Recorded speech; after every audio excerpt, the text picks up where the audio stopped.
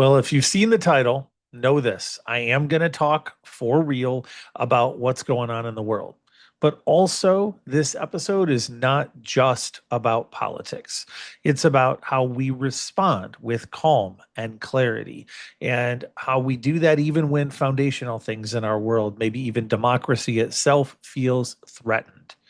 I'm Dan McPherson, founder, CEO, and host of Calm and Clarity Conversations, and welcome to episode 4.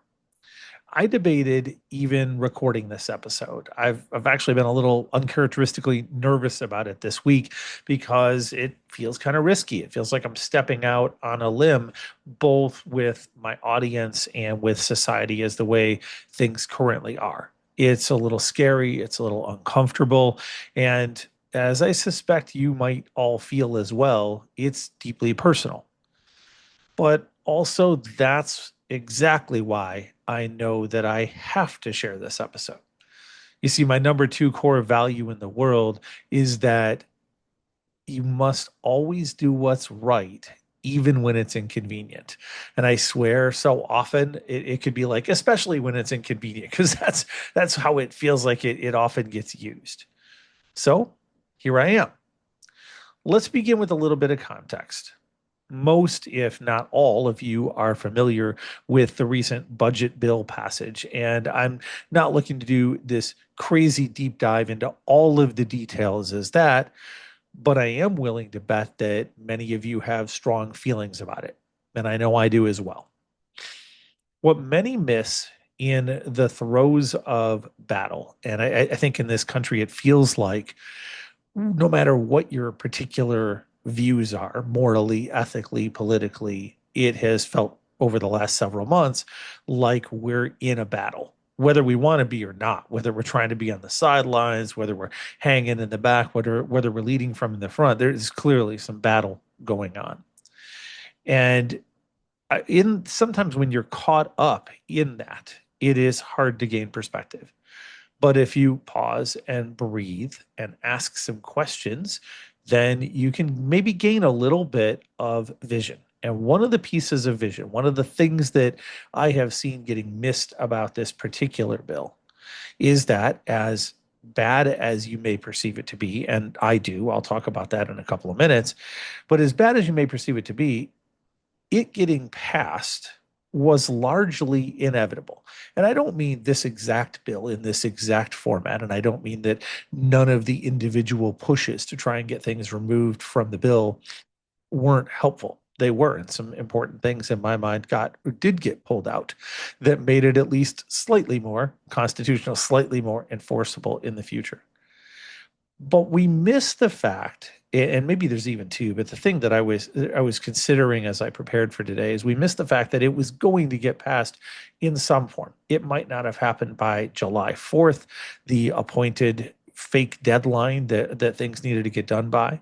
It might have happened a month later, and it might have only been 95% of what the bill ended up being, or a few things may have been changed, but it was going to happen.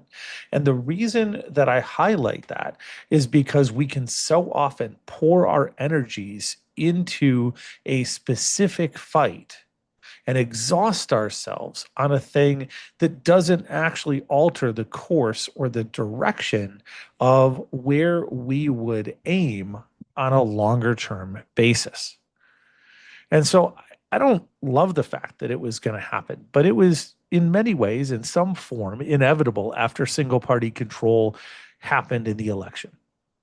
And when we understand that, we can maybe start to gain a tiny bit of calm, not agreement, not endorsement, but calm as we look and say, where can we have an impact? Where can we modify things going forward? Now, candidly, as you may have picked up from my not so subtle hints here, I hate this bill. My number one core value is that people matter most and relationships are everything. And this bill seems to be the polar opposite. It's extreme. It has concerning ramifications for millions, whether you're looking at Medicaid or healthcare or scientific funding that's dramatically cut, whether you're looking at the largest ever funding of ICE that now becomes larger than all but 15 militaries for countries in the world, or citizens being arrested openly and without accountability, citizens being denaturalized, even recent targeted political assassinations that seem almost supported by things like this, detention centers being built, or USAID cuts that are projected to cause hundreds of thousands, if not millions, of deaths. These things are heavy, they're hard, they're brutal. And I would argue that democracy and freedom are at genuine risk. I don't wish badly on anyone. And yes, I do mean anyone, even those that you might have rage and hate against or see acting in rage and hate. I don't have enmity or hate toward them. I do have frustration, disappointment, sadness, sometimes crushing despair, but I don't feel the hate. I do deeply understand why fear and hopelessness rise. I understand why we feel that way. And when we feel that way and we respond, it can cause a bit of difficulty. So for me, my personal feelings and my struggle with calm in this current environment, it, it's complicated. And I think you might feel like it is as well. Or maybe you're sitting here saying, no, it's simple. I'm just pissed off. I'm just unhappy. I'm just upset. Okay, great. Maybe it feels simple to you. For me, I would say the surface level feelings, anger, fear at current events, deep concern, those might be simple. But as I peel back the layers, it gets a little more complicated underneath when I start getting into that hopeless inevitability, especially since the election and since the change of presidency, when I recognize my own human impulse to react emotionally, reflexively, heck, even a tendency towards acting recklessly. Maybe you've had some of that same thing. I got to say, I've worked hard, not always successfully, to avoid that spiral and instead to be more curious. Now, I hold my responsibility in doing this podcast, in being a calm and clarity coach, very dear, to find my calm, to get to this space where I can become the calm for others. But that doesn't mean that I don't have those struggles. It just means that I have tools, right? I have things that help me to get there, and I understand perspective. So for me, as I've gotten more curious, what I've tried to ask and what I would challenge you to ask as you go forward, it's not to not feel the things. It's not to not process the emotions. When we have grief or we have anger, suppressing them doesn't work. We need to process them and let them move through us so that we can not be controlled by them. There's got to be a space for that. As those things pass or as we allow ourselves to release them, I think we have to ask what does and doesn't help us move forward as individuals, as groups, or even as a country over time. And I encourage you maybe even to pause for a moment and just to breathe in that question a little bit. What does help you? What doesn't help you to move forward? The group that you're involved in that you care about, whether it's your family or your community or the country, what helps and what doesn't help. And don't let it be about other people. Don't let this turn into a blame and let your emotions just carry that.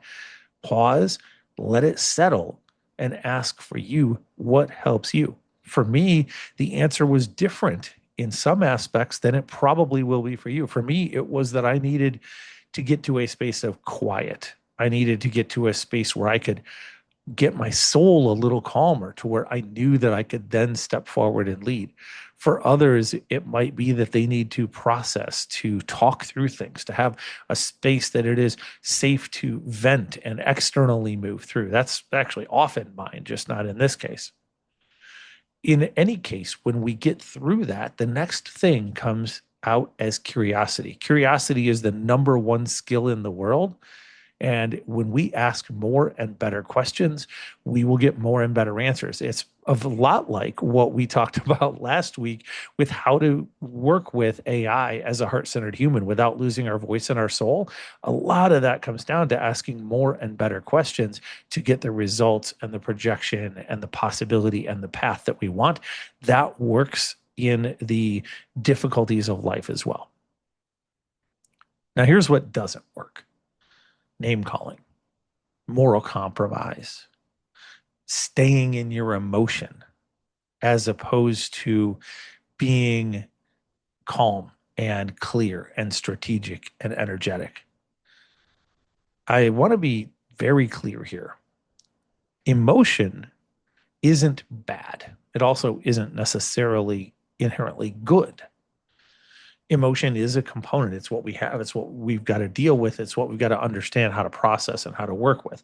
But when emotion controls us rather than supports us, it becomes a danger to the future we seek to create. That's such an important understanding for us to have.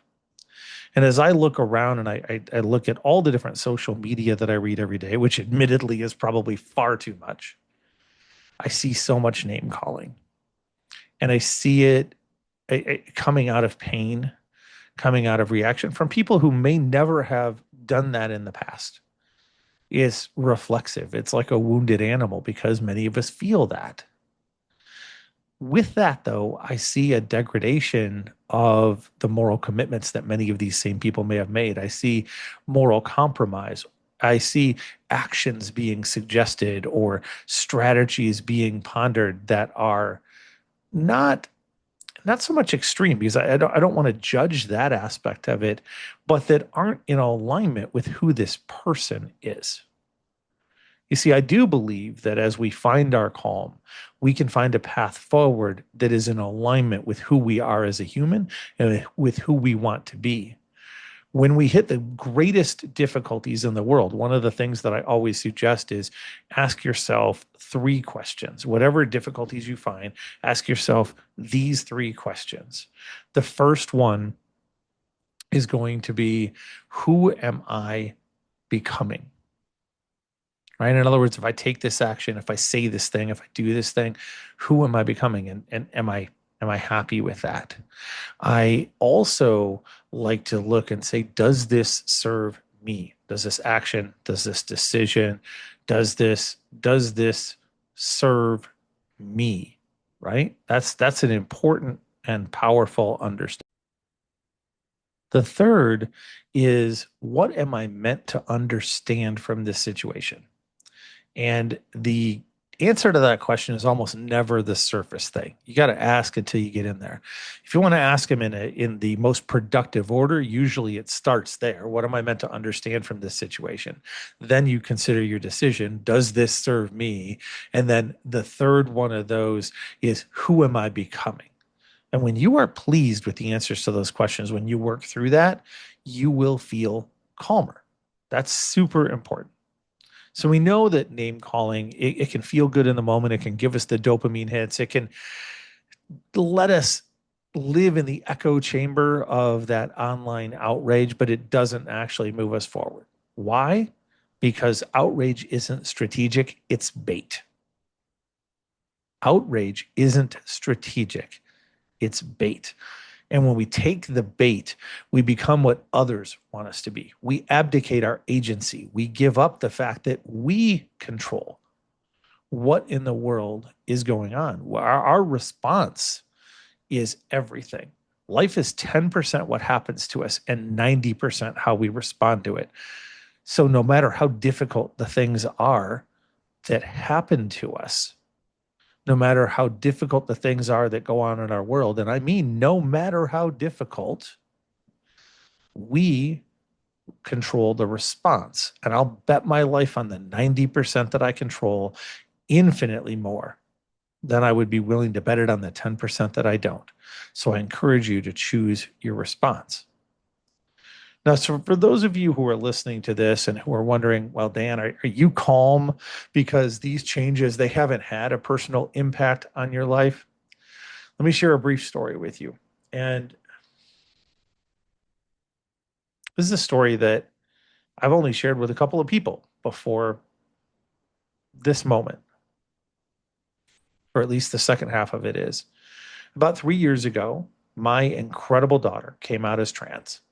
And through that scenario, when she did, we had family who went away, who just disappeared, and that was okay. I actually don't feel any anger or bitterness or blame or anything toward them. I feel a calm around that. Do I agree with it? No. Is it disappointing? Absolutely. But I don't really feel that. When she came out, I knew that not everyone would be in alignment with her, and that's all right. Right, like that's true with almost any decision we make. It's just a little more obvious and blatant when we deal with certain situations. So I went to everybody and I said, hey, look, if you're going to be part of my life, all that I ask is that you respect my daughter. And the majority of people who stayed did. Those who didn't, we had some further adjustments. And it's been tough. I learned about things like my sister's passing via Facebook rather than a phone call. And I've seen some things like that were difficult. I miss relationships. I miss certain experiences, but I respect that. And it wasn't hostile. It wasn't, for the most part, angry. In the last few months since the election, my daughter, who is the center of my world in many ways and is my favorite creature on the planet. I adore her. I love her so much. I have had 5 separate people reach out to me, either wishing directly that she was dead or threatening to make her so. And I don't share this for an outsized reaction. I don't share this for clicks. I share this to tell you that I understand the depth of change and the depth of societal outrage and frustration and upset and the desire, especially as a parent, to respond with emotion. But the fact is that when we choose calm, we choose it as a strength, not passive acceptance. Calm boundaries, clearly set, allow us a greater space of calm, but calm choices, clearly lived, allow us to actually move forward. And I can't say that I've had an easy time having empathy for the people that shared those sentiments. I can't say that I understand where they're coming from. I have asked questions, not really of them because they were, as you can imagine, blocked or exited from our lives very quickly. But I've tried to understand, and I still will. And this is a good reminder for me that calm doesn't mean low energy. Calm doesn't mean necessarily quiet. Calm doesn't mean a lack of action. Calm means at peace. Calm means remaining in a content control of my emotions. Calm means retaining agency. Calm is a path to clarity. And I think empathy, even and maybe especially in difficult circumstances, matters a good deal as well. So I've been impacted. Have I handled it perfectly? Probably not. I went and stomped around and was very upset. I took appropriate action, but I also had emotional responses that I needed to flow through. And if any of you who are listening to this are parents, I'm confident that you understand that as well. Just know this, that I will seek curiosity. I will seek to be curious. And then I will seek empathy. And I try to understand even when I don't agree. Understanding isn't endorsement. I can't say that enough here. Understanding isn't endorsement any more than calm means having no energy or no action. If I understand where someone's coming from, that isn't agreement. That is certainly isn't endorsement, but understanding is profoundly human. I don't endorse much of what I'm seeing in the world politically right now, but I am seeking to understand. I'm seeking to flip the script and ask, okay, for those who believe differently than I do, for those who are acting differently than I do, for those who are wearing red that's kind of causing me to see red a little bit, where are they coming from? Why do they feel this way?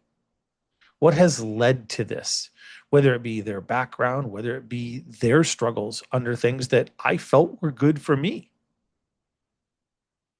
And the more that I seek to understand, the more that I'm able to connect, the more that I'm able to empathize, but the more that I'm able to strategize as well.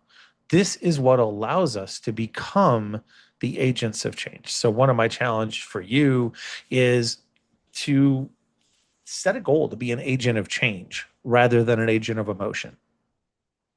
Don't take the bait and run forward blindly filled with rage. Instead, be calm, gain clarity, and become the agent of change. In fact, I think it's probably a good spot for us to talk about what actually works, what actually gets us there. Choosing calm in chaos is fierce leadership. It's another way of saying that calm is radical courage. I think it takes a lot more courage to get to a place of calm than it does to stay in a place of rage. Choose calm as radical courage. What else works? To embrace challenge. I don't mean to agree with challenge. I don't mean to desire it. I don't mean to go, oh, please make it harder for me. None of us want to do that. None of us should do that. I certainly don't want it to be harder for anyone else. But there is a truth that is buried in this idea of big challenges. And that is that there are no epic heroes without epic challenges. If you in your life have ever thought, man, I want to be the hero of the story. I want that main character energy as we hear talked about today. Then you also have to understand and come to some alignment with the fact that there are no epic heroes without epic challenges.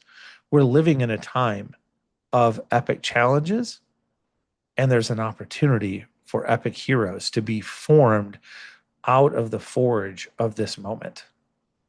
And heroes are defined, there's another important note here, not just by how many physical battles they get through. In fact, I would say some of the greatest heroes that I would follow in the world have not had physical battles, but they have had moral clarity rather than reactive anger. They have led with compassion and persuasion and gaining of perspective to be able to look at things in a more objective way. You see, life, that whole thing about it being 10% what happens, 90% how we respond, getting that perspective down to the 10%, understanding that we can choose our response, understanding we have agency, it really matters. With all of this on the table, with acknowledging that right now is incredibly difficult, it's incredibly divisive. You might be thinking, well, Dan, are you going to pick up the torch and run forward? I suppose in a sense, but maybe not in the way that you might look for me to. I'm not going to scream. I'm not going to rail against things. I'm not even going to, in this particular episode, although I'm open to it, call out specific beliefs other than the ones that I already have. People matter most. Relationships are everything. Always do what's right, even when it's inconvenient. But what I am going to do is share a few tools with you, share some explicit practical steps that you can apply right now. In fact, I encourage you to treat them a bit as a toolkit, a bit as a checklist of how you can make it through to be calm, to be clear, and to get moving, to get the steps towards momentum in the political arena and in your own life. Step one, I'm going to give you 7 of them. So, step one, find your calm first. Make no mistake, if you aren't calm, you're not going to make others calm. If you don't make others calm, everybody's in chaos. So, find your calm first. This is part of a trio. The first 3 steps are a trio that I have taught frequently. I, in fact, shared it at the beginning of the pandemic, and I'm very, very proud to say that all of my one-on-one clients during the pandemic grew their businesses by following this trio. Find your calm, become the calm, be forward-facing. So it's the first one. Find your calm first. Pause, breathe, identify the emotional triggers. Look and ask yourself, what am I meant to understand from this about my life? Right? That's those 3 questions that you put in there, right? Does this serve me? Does that trigger serve me? And then when I respond to that trigger, who am I becoming? And do I like that or should I change? Great. Find your calm first. Once you do, now you can become the calm. Now you can cultivate a calm presence. People are drawn to calm leaders amidst the storms. Have you ever noticed that? Have you noticed if you work in a company that has 2 or 3 leaders and a couple of them are just chaotic and stressed all the time, and your responses that you get from them are short and always in a hurry and barely being able to acknowledge you, and another one, maybe even in the same role, always responds calm, always seems like they see you, they hear you. They probably don't have a different amount to do, but one has become the calm and you are drawn to that. When you go into a retail store and you see 2 salespeople and one of them approaches you with a frenetic energy that kind of pushes you back and they're just like, whoa, that is not calm. It pushes you away like a magnet. Another one that walks up and asks questions calmly and tries to connect with you, you're more likely to respond to. Why? Because they've become the calm. So cultivate a calm presence. The third, be forward facing. Create movement that lets you triumph over the emotions of the moment. But when you are forward facing, the way that we think about this is if you have found your calm, if you have then become the calm, now you can be forward facing. You can look clearly ahead, see the whole field, plan strategically, and take single steps forward. Focus is all about one step, focusing on one thing. And you take meaningful steps forward that make a real difference. Be forward facing and create that movement. Number 4 is an important one. I've touched on it a couple of times in our conversation today, and that is to invert your perspective intentionally. We all are very good at seeing things from our perspective. We can rationalize anything. Good side note here to remember that just because it's rationalized doesn't mean it's rational. We're very good at seeing it how we want to see it, how we've been taught to see it, from the things that we've been conditioned to. Most people are not very good at doing the opposite, at looking at another person that they engage with or another group they engage with and pausing and breathing and asking, if I were them, if I'd been through what they'd been through, if I had experienced what they'd been experienced, how would I see this? How would I feel about this? How would I care about this? How might I respond to this? How would I hear what I'm saying? When you do that, it changes everything. If you seek genuine understanding of your opposing viewpoints, it does not require agreement. It instead fosters empathy and strategic responses. And even if their perspective doesn't outwardly change, you understanding where they're coming from will give you a different and clearer path. I promise you it will. I've said strategy a number of times, and many of you know I run a group called Strategic Momentum Coaching.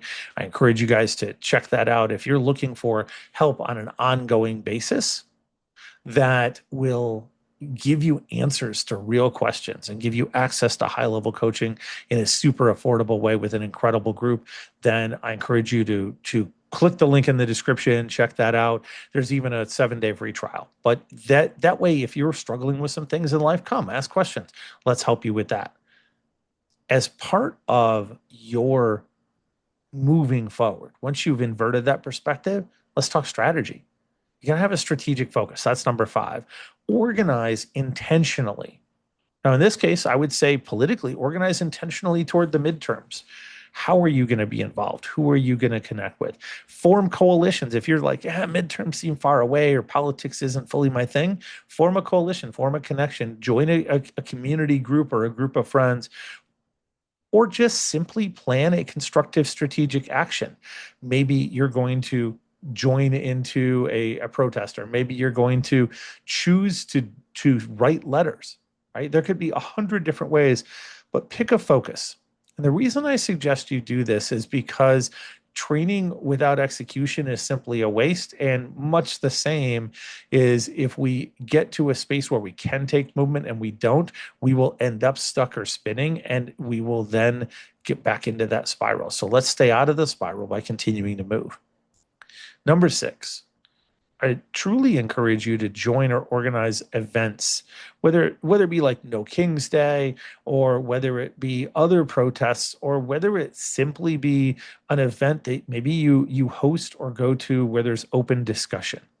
I'm looking at possibly hosting some of those here in town, where we bring people together and have meaningful dialogue to talk through things, not to rage, not to name call, not to rant, or even in those cases necessarily emotionally process, but rather to have meaningful dialogue that moves us forward, that is a peaceful, meaningful protest of its own form.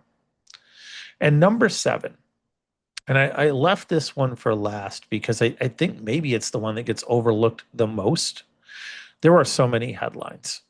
And headlines are designed to get a reaction. They're designed to get a click. They're designed to espouse a very specific one-sided view. If you've been around people for any length of time, and I'm assuming if you're listening to this, you have, then what you're going to find is when people get to the spot of writing headlines, their view tends to be way towards one side of the spectrum or the other, or at least aimed at one side of the spectrum or the other. So deeply read the text, look at ramifications, ask questions, have informed, thoughtful clarity. I will say this, and this may surprise you, especially this deep into our conversation. There are things in the bill that passed that I do agree with. Now, it's not the majority and it's not the big headline pieces, but there are things in there. There are things in past bills that I have disagreed with. Almost everything is in the middle rather than all at one extreme or another, but the headlines are going to highlight the extreme. So understand what's really there and what's actually going on. And then I encourage you to objectively ask questions about the ramifications. Again, not just accept, oh, yes, if this, then that. A simple example of this is we're hearing from this bill all of the people that will be taken off of Medicaid. But do you know the timing? Do you know when that occurs? Do you know how likely it is to occur? Do you know how that could and may be overturned? I know some of those answers. Candidly, I don't know all of them, but I do know some, and it changes your perception of how of how and why that's happening. So my challenge to you is to get to a point of objectivity and learn objectively, learn curiously. Now, from here, I don't know exactly how dark things may become. But I do know that calm, energized leadership is our path out of any darkness that we're experiencing. I know that we're not lost as long as we keep moving forward. And you can know this. Even in our toughest moment, 90% of our life is still good, and we control that math. My little story for that, where that sunk into me more than anything else, was when I had my first heart attack. For those of you who may not know, a few years ago, I had 4 heart attacks in the space of a year, and I'm grateful to be alive. I'm grateful to be here. There's lots of story around that. You're welcome to go dig into the old episodes of the Dreams Are Real podcast and hear those stories. The pertinent part here is that I was laying on the operating table and the doctor looked down at me and he said, why are you smiling? He knew that I had just said the last words that I thought I would ever say to my kid, which is not something I wish on anyone. He knew that I had just signed a paper saying I was likely to die. And yet he saw that I was smiling. And I said this. I said, what I know is first, this is the thing I said earlier to you guys. First, life is 10% what happens and 90% how we respond. But secondly, the corollary, and this corollary hits deep if you'll allow it to. In our darkest day, in the darkest hour, 90% of the things in our life are still good. That was one of my darkest hours. How could it not be? But I knew in that moment that even in that very moment, 90% of the things in my life were good. And I know that now for you. I know that now for each and every one of us. So use these tips. Share your experiences of using them and your thoughts from this podcast with me. Put them in the comments, message me, whatever works best for you. With this podcast, my hope is to share a much needed light in the world. You're a huge part of that. And I do have one simple favor to ask if you would. If you have found value, and of course, if you've already subscribed, then thank you. But now, will you do me this quick favor? Will you pause for just a moment, consider who else or what group of people or what platform that you can think of that people need to hear this message, and directly share it with them right now? I greatly appreciate it. I look forward to seeing you next week. And next week, I'm going to continue our series on the principles of calm and clarity. And I'll be sharing, in fact, the 6 principles of clarity with specific tools that are designed to sharpen your focus and amplify your momentum.